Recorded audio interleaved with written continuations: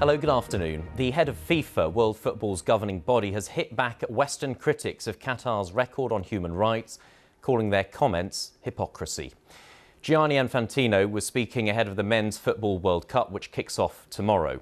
Qatar has faced intense scrutiny from the West over issues including its treatment of women, gay rights and the conditions for migrant workers. Here's our sports editor Dan Rowan, and a warning: his report contains flashing images. Earlier this week, the most powerful figure in football was all smiles at a World Cup legacy event in Doha. But FIFA's been heavily criticised for bringing the tournament here amid human rights concerns. And today at a press conference, its president, Gianni Infantino, tried to hit back in an extraordinary monologue. Today I feel Arab. Today I feel African.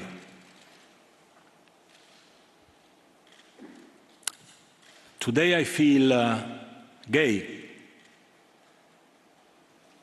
Today I feel disabled. Today I feel a migrant worker. But I feel like them because I know what it means to be discriminated. But that was just the start. Infantino then appearing to liken his own experience as a red-headed child of immigrants in Switzerland to the plight of gay people in the Middle East.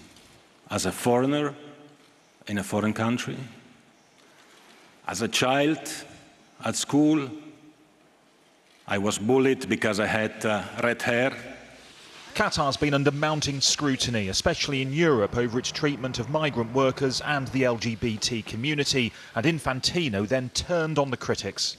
I think for what we Europeans have been doing in the last 3,000 years around the world, we should be apologizing for the next 3,000 years before starting to give moral lessons. It's just hypocrisy. Comparing Qatar favourably to Europe, where he pointed out that 25,000 migrants had died trying to get into the continent since 2014, Infantino then addressed FIFA's late U-turn when it announced beer at World Cup stadia would be banned. I think, personally, if for 3 hours a day you cannot drink a beer, you will survive. Well, Gianni Infantino intended just then to hit back against this tournament's critics amid a barrage of negative headlines in the build-up. But after that remarkable hour-and-a-half-long press conference on the eve of this tournament, once again the focus is away from the football. 2 weeks ago, Infantino asked teams to stick to the sport. But after his words today, this World Cup seems more politically charged than ever. Dan Rowan, BBC News, Doha. Our correspondent John Watson is in Doha for us. John, on the eve of the tournament, the issues surrounding the World Cup tournament still very much front and centre. Yes, that's right, Ben. I think if Gianni Infantino was hoping that this address would somehow quell some of the criticism that has faced FIFA and Qatar ever since this tournament was awarded to the Gulf states some 12 years ago, and their perceived lack of willingness to address some of the key issues at play, I think this press conference really had the opposite effect. He looked angry, he looked frustrated during that near hour-long monologue, and really took aim at the Western media for what he called its hypocrisy in its coverage of the treatment of migrant workers. Now, of course, FIFA were hoping on the eve of this tournament, with the opening match to come tomorrow between Qatar, the hosts, and Ecuador, that the football would take centre stage. As we heard Dan say there, a letter had been written by FIFA to those member associations to say, focus on the football. The English and Welsh FA simply replied, it's human rights for all at this tournament. And as we know now, those issues really do remain front and centre as we prepare for this World Cup to kick off. OK, John, for the moment, thank you. John Watson there for us in Doha. Talks at the climate conference in Egypt have extended into an extra day. Countries are divided over a fund to help nations affected by climate change and proposals to limit carbon emissions.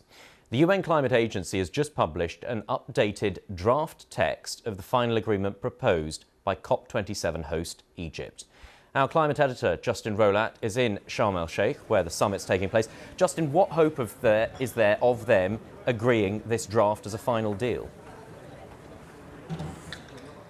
Look, I don't think this is a final deal. This is more movement. So there's been kind of bids, if you like, and counter bids. We're in the middle of a haggle at the moment. The new draft text is better than the old one. The old one didn't mention that 1.5, that totemic 1.5 figure. This one repeats Glasgow language on 1.5. It says countries need to come back at the next COP with more ambitious targets for cutting emissions, and it also says, look, there does need to be some kind of fund, but it still leaves all sorts of things to be decided. So all around me are the delegation offices where the negotiating teams for the countries are. They're telling me the developed countries are saying it still doesn't go far enough on raising ambition on cutting emissions. Meanwhile, the developing nations say they're still not happy with the deal they're being offered on this fund for loss and damage for the impact climate change are having now. So we're not at a decision now. We're still in, I think we could still say the talks are in deadlock. That doesn't mean, though, that it couldn't all come together quite quickly. So we really, frankly, Ben, don't know where we are. OK. Justin, thank you very much. Justin Rowlatt there, our climate editor. A search has resumed for a woman who's thought to have been swept away into a river as torrential rain battered parts of Scotland yesterday. The wet weather's continuing to cause disruption to travel, with roads and rail services affected. Robert Townsend reports. This was the scene in Fife after heavy rainfall brought severe flooding to parts of the road network. Elsewhere in Dunfermline, commuters faced impassable conditions, whilst floodwaters also rose across parts of Edinburgh. The past 24 hours has seen heavy rain and winds batter much of the east coast. Residents, with the help of fire crews, tried their best to defend their homes against flooding, until the rising water levels proved too much. The water started seeping through the floorboards, through the tiles in the bathroom, and initially just come all the way through, and it's just spreading into the bottom level of the house. Well, what can you do? You put down towels, but that's not going to help. It's happened before, and I mean, it's really upsetting because it's uprooting my family again. For some, the conditions brought devastation to property. And Bucket Square, all these floors going to have to come up now. That petition's going to have to come out. The plasterboards.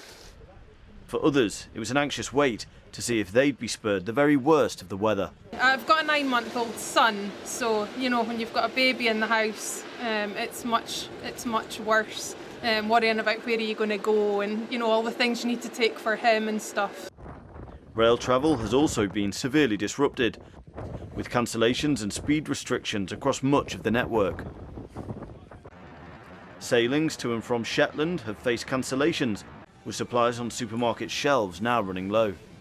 Drivers have been urged to avoid unnecessary journeys where possible, with some river levels still not thought to have reached their peak. So what we're asking people to do is to obviously plan ahead, make sure that themselves and the vehicle are prepared for their journey, take notice of the Police Scotland travel advice warning. With disruption expected to continue into the weekend, residents are being urged to follow official advice. Robert Townsend, BBC News. Right, let's get all the sport now, and for that we can join Hugh Ferris at the BBC Sports Centre. Hugh.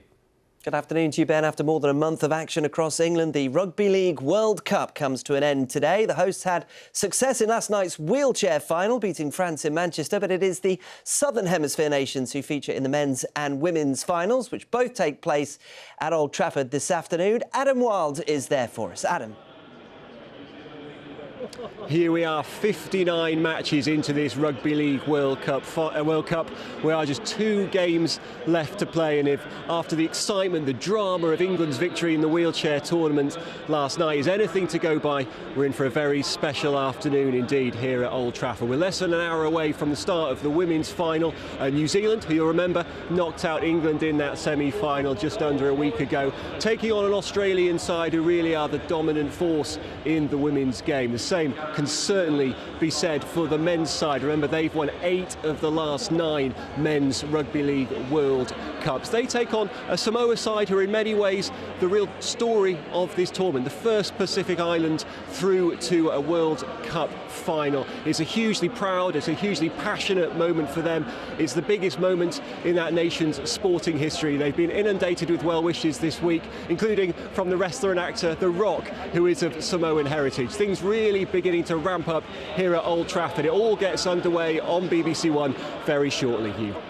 Adam Wilds at Old Trafford, thank you very much indeed. It is the penultimate round of autumn internationals in the other rugby code this weekend. Owen Farrell will win his 100th cap for England when they play the All Blacks at Twickenham later. New Zealand have won all 3 of their autumn internationals so far. Elsewhere, Ireland host Australia, while Wales face Georgia and Scotland take on Argentina.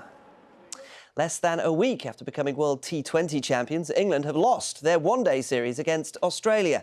They were beaten in the second game in Sydney. Steve Smith top scoring for the Aussies with 94 in their total of 280 for 8 off their 50 overs. And while it wasn't a huge target, England lost 2 wickets inside the first over without even scoring a run. From there, they were always struggling and slipped to a 72-run defeat, bowled out for 208. The final match is on Tuesday in Melbourne. The European Tour season-ending championship is taking place this weekend. England's Matt Fitzpatrick led the race to Dubai at the start of the 3rd round. He's still in the mix, as is Northern Ireland's Rory McIlroy, who has produced some stunning golf, particularly today. This approach at the 8th almost went straight in. Had it done so, it would have been an eagle. His round of 7 under par puts him just 2 shots off the lead. Plenty of sport, of course, throughout the afternoon, not least from Old Trafford. You can follow it all on the BBC Sport website. Head to bbc.co.uk/sport.